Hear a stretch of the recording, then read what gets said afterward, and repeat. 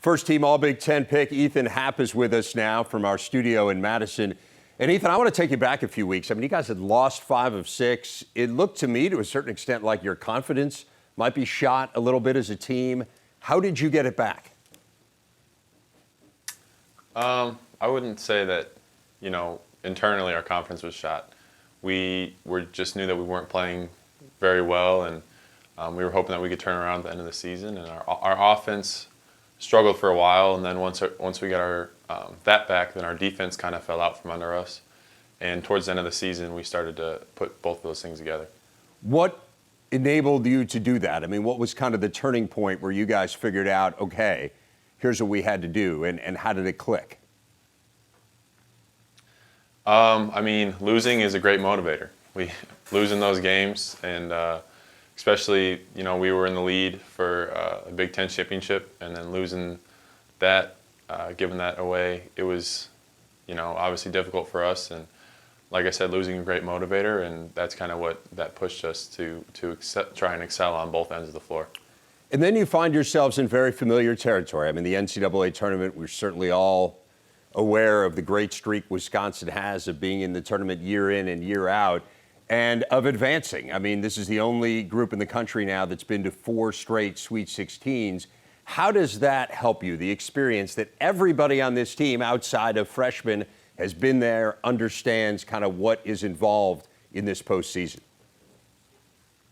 Yeah, I think it's a trickle-down effect. I mean, our coaches have been doing it for so long, and they pass it down to our guys, and it goes from our seniors down to guys who played less, and now guys who played less to our freshmen. So it's kind of the biggest thing experience gives you in the tournament is that it's kind of a unique balance between treating it like every other game, but also knowing that if you don't give it everything you have, this could be your last game. So it's kind of a mix of both of those things. And you guys were in a spot against Villanova, Ethan, where, hey, this could be our last 5.5 minutes here, right? I mean, you're down 7. Coach Gard takes a timeout. Take us inside that huddle and what was said amongst you guys that allowed you to rally there down the stretch. Just that it wasn't over yet. I mean, there's still a lot of game left, and the way our defense is set, if we can get stops back to back to back and continue that throughout the rest of the game, we know we still got a shot at this thing. And fortunate we got those stops, and then Bronson and Nigel really stepped up and made some big plays down the stretch. How about for you? I mean, that game in the second half, being in foul trouble kind of down the stretch there, how did that impact the way you were able to put your stamp on that game? Yeah, both tournament games I was in foul trouble in the first half, and then against Villanova I got another one which put me on the bench for a while there. So it's tough to watch the game, but then you got to turn into their biggest cheerleader and give them support and stuff like that. So it, not where I want to be. I don't want to be at that low of a minute mark, but we were able to pull it out with some help from a lot of other guys, and a win is a win. So let's fast forward now to the Sweet 16, and this, of course, is where the road ended for you guys last year with a very difficult loss to Notre Dame, a game that kind of looked like you might have it in hand, and then the last minute or so really didn't go well. How much has that served as motivation, that result last year against the Irish?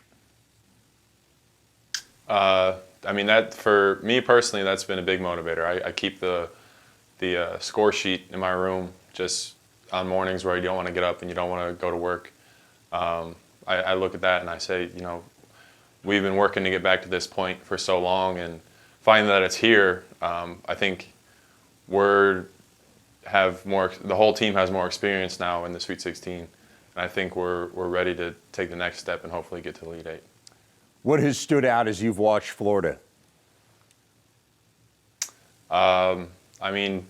It's just like a lot of Florida teams where they're long and athletic, and their defense has really stood out. I think I read something that they've only let 2 teams score over their average against them all year long. So that's a very impressive stat, and so that just means that that's putting more pressure on our defense.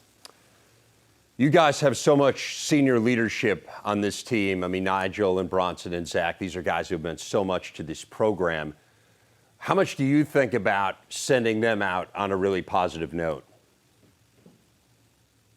Especially towards the end of the season. I mean, we think about it every game.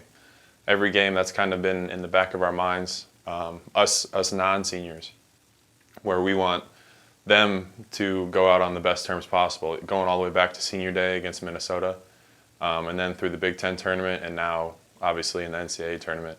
They've put in so much time, all the hours in the summer, off season, that we don't want to have them end on a loss. So that's what we're doing our best not to do. You getting any words of wisdom from the Kaminskis and the Deckers of the world?